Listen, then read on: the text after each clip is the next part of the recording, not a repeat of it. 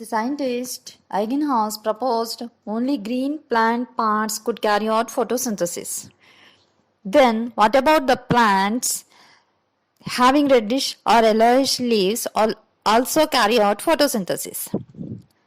Then, what made plants carry out photosynthesis? But why green colored animals could not? All these answers we get after 4 decades. Egginghaus propositions carried out by Pelletier and Cavendish in 1817, they obtained green extracts from leaves called as chlorophyll, that means green leaf. Now let us discuss how the green color extracted from the green parts of the plants. First, you should cut fresh green leaves.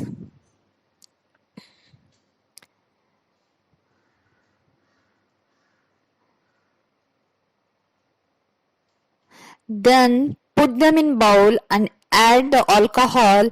Make sure that the leaves are fully submerged in the alcohol.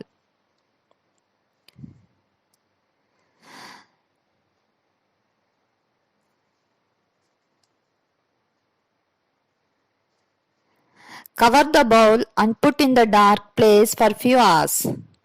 After a few hours, you will notice that the alcohol has started to turn green color.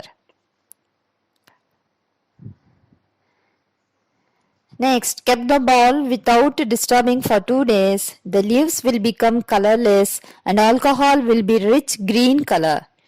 This happens because the alcohol retrieves the chlorophyll from the leaves.